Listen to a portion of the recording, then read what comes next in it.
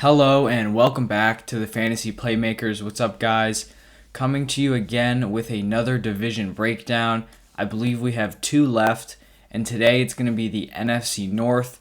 So Green Bay Packers, Chicago Bears, Minnesota Vikings, and Detroit Lions. If you guys like the content, please make sure you leave a like and subscribe, and also comment your thoughts down below. But let's get into it. The first team we've got to talk about is the Green Bay Packers. And we really just do not know what's going to happen with Aaron Rodgers. I personally am leaning towards him not playing for the Packers next year, but I've also seen a lot of super reputable people kind of think that the Packers aren't going to trade him, so he's either going to have to retire or he's going to have to come back and play for the Packers. So we really have no idea. But today I'm going to break down both scenarios. So I'm going to talk about every player on the Packers if Rodgers stays, and then also if he's not playing next year. So first, if Aaron Rodgers stays, I think him himself would likely be somewhere around QB8. He'd be in the same tier as like Russell Wilson and Tom Brady, and I think he'll have a really solid year, but he just has to regress from how crazy efficient he was in 2020. His touchdowns were through the roof, and I mean, he just like wildly outperformed what he had done the past two seasons. At running back, Aaron Jones would just absolutely skyrocket in my rankings. If Aaron Rodgers stays, I love Aaron Jones for 2021. I honestly think he would move up to as high as number 5 overall. We just heard recently that Saquon's likely going to be on limited touches in the first couple weeks, and so I honestly think I would consider moving Aaron Jones ahead of Saquon Barkley in my rankings. The past two seasons, he's finished as a high-end running back 1, and I just think if Aaron Rodgers comes back, it's going to be the exact same thing in 2021. He's solid on the ground, solid in the receiving game. He's going to get a ton of touchdown opportunities, and I am not concerned about A.J. Dillon at all. I think people were super excited for Aaron Jones to leave and A.J. Dillon to step in and take that running back 1 role, that they really kind of in their minds are overhyping A.J. Dillon. Because if we look at what Jamal Williams did, Jamal Williams had a huge role as a backup, and so I don't really expect A.J. Dillon to come in and get even more work than Williams. A.J. Dillon may get more carries, but Jamal Williams was a great receiving back, so if Aaron Jones is getting a couple less carries but is getting a couple more receptions, I'm totally fine with that. I mean, I think receptions, receiving yards, those are obviously more valuable in half-point PPR and PPR scoring, and so I'm totally fine with A.J. Dillon there as the backup. Davante Adams would easily be my wide receiver 1 and a solid mid-first round pick. After seeing what he did last season, I think it's kind of crazy for anyone else to be in that wide receiver 1 slot. He finished as wide receiver 1 in total points and points per game, even though he didn't play a full season, which really just points to how dominant he was. And then another weapon that I'd be interested in if Rodgers comes back is their 3rd round pick, Amari Rodgers. The Packers are in need of a number 2 wide receiver. It's basically wide open. And so he's a guy that could slide in there and be a solid volume option if him and A-Rod click. I think Robert Tonyan would land somewhere around tight end 7 or 8. Like I talked about with Rodgers' touchdowns, I think Tonyan will also likely regress in touchdowns, but he's still going to be a top 2 or 3 weapon on that offense. All right, and then now let's look at the Packers' value if Aaron Rodgers is either traded or retired. And so for this, I'm going to assume that Jordan Love is the starting quarterback. Obviously, there are certain scenarios where if Rodgers gets traded to a team, they swap quarterbacks, and it wouldn't be Jordan Love. But just to make it simple, I'm going to be using Jordan Love as the quarterback. And so for me, Davante Adams would fall a decent amount in my wide receiver rankings. I think he'd be firmly behind Tyreek Hill, Stephon Diggs, A.J. Brown, and DeAndre Hopkins. And then I think he's in the mix with Justin Jefferson, Calvin Ridley, Keenan Allen, and DK Metcalf. I would have to see how it all plays out, but I mean, he could be in between those guys. He could be behind all of them. We really just would have to wait and see, because even if he is the most talented wide receiver in the NFL, if he doesn't have a guy that can consistently get him the ball, he's going to lose a lot of value. I think Aaron Jones would go from a mid-first round pick to a mid to late second round pick. And this is just because Aaron Jones is able to be a top fantasy option without getting a ton of touches because of his touchdown upside. This Packers offense is great, and if Aaron Jones is the main running back, he's going to get a lot of goal line carries, a lot of goal line receiving work, and that's obviously going to boost his fantasy production. And so without Rodgers, I think the defenses can key on the run game much more, and he may get some more volume, but I think those touches are going to be way less efficient, and he's going to have a way less touchdown upside. Without Rodgers, I think Robert Tonyan becomes a borderline tight end 1. He probably turns more into one of those late round tight end picks than a guy who's getting picked like in the 9th, 10th, 11th round. And then for Aaron Rodgers, his value really depends on where he lands. So if he retires, obviously no value. But I've heard the Broncos, I think that's a pretty great fit for him. I think if he goes to the Broncos, he would basically be at a similar spot in my rankings as to where he is now if he stayed with the Packers, so somewhere around QB8. Broncos have a bunch of solid weapons, just a pretty good offense overall.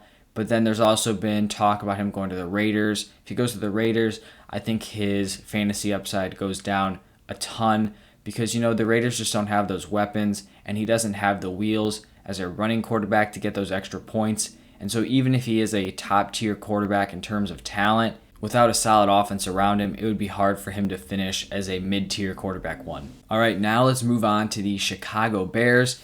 And the Bears have made a couple of quarterback moves this offseason. We were hearing early in the offseason that they were in on the Deshaun Watson trade rumors, the Russell Wilson trade rumors. I think they made a pretty substantial offer to the Seahawks, but they declined it. And so then the Bears opted to sign Andy Dalton to a 1-year deal.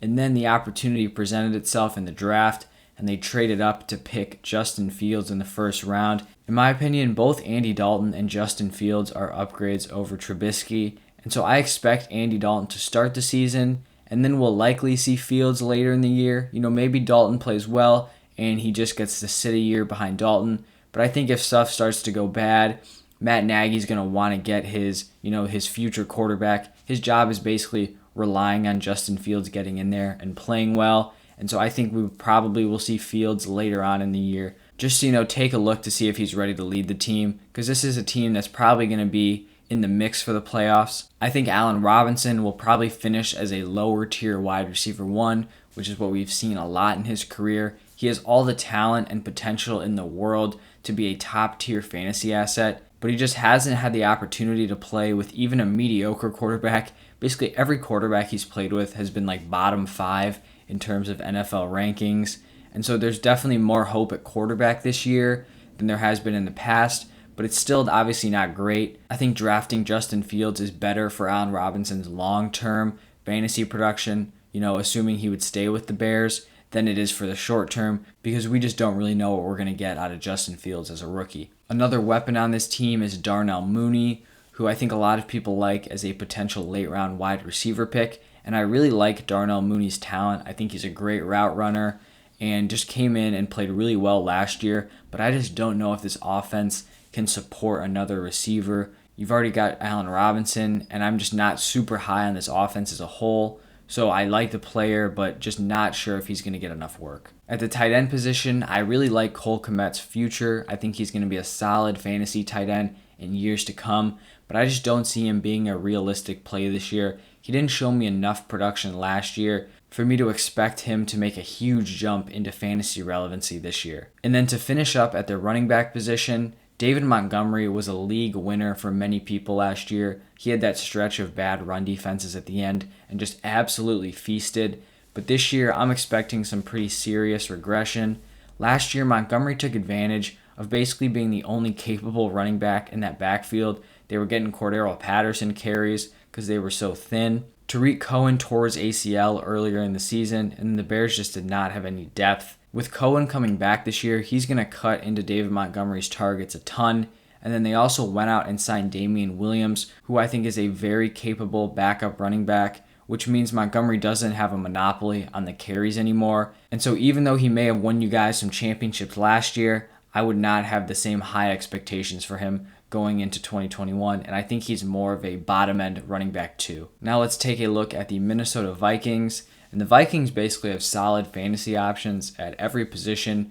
Kirk Cousins, in my opinion, is a great pick in super flex leagues just because he's always going to be overlooked because he's not super flashy. He doesn't get a great rep from the media, but he's a guy who's going to consistently put up 4,000 yards and 25-plus touchdown seasons, and that's just really solid numbers for your quarterback 2. Dalvin Cook has everything you would want in a running back. Great work in the receiving game. He's a volume guy on the ground. He's going to get a ton of touchdowns, and they use him as a workhorse. He's basically who they run that offense through, and he's pretty firmly ranked as my RB2. I don't think he should be ahead of Christian McCaffrey, but I don't think there's anyone that should be challenging him for that running back 2 spot. I think he has that locked in. And then at wide receiver, the Vikings have 2 guys that are ranked in my top 24, so my wide receiver 1s and 2s.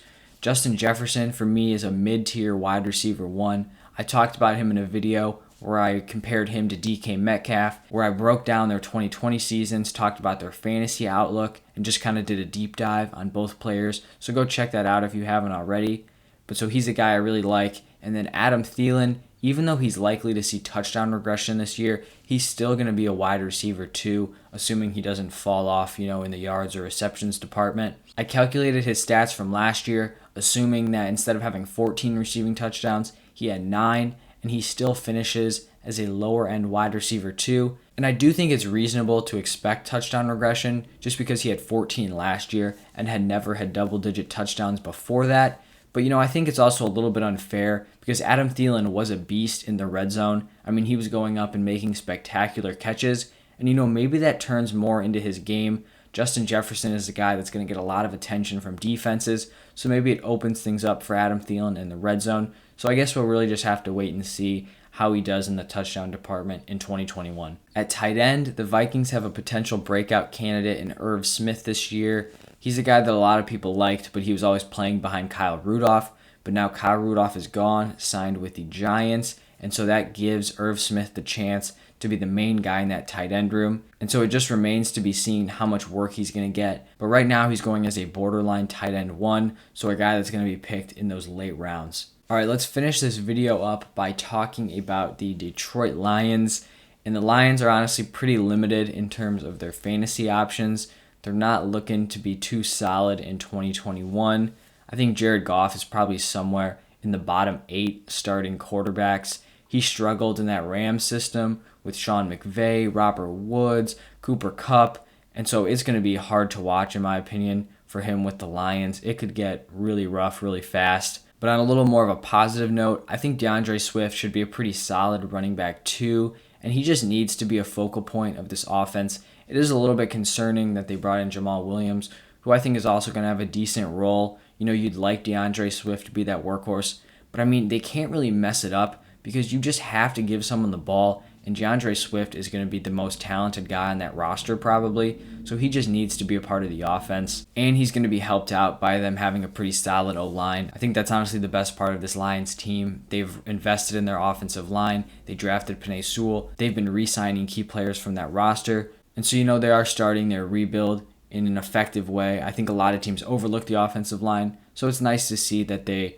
want to keep that O-line strong for when, they bring in the quarterback of the future, assuming it's not going to be Jared Goff. At wide receiver, I really like Brashad Perriman and Amon-Ra St. Brown as late-round wide receiver flyers. Someone is going to need to catch the ball besides Hawkinson and Swift, and so whoever takes over that number 1 wide receiver role, even if they're not getting a ton of touchdown upside, they're going to have some value, and they're going to have more value than where they're getting picked at slot 150 to 180, which is where Perriman and Amon-Ra are going right now. And with both of them going so late in drafts, there's basically no risk in taking a shot on them. Worst case scenario, you just drop them after a couple weeks and pick up another solid guy on the waiver wire because there is going to be someone there. And then at tight end, I think Hawkinson is a solid tight end pick. Basically, for the same reasons I've been hyping up some of these other guys, they're going to need to give someone the ball, and I think Hawkinson is probably going to have the biggest target share on this team. He's going to have the opportunity to be a volume machine, so he's a guy that could have a lot of value in fantasy this year. So that is going to wrap up the NFC North. We went through the Packers, Bears, Vikings, and Lions.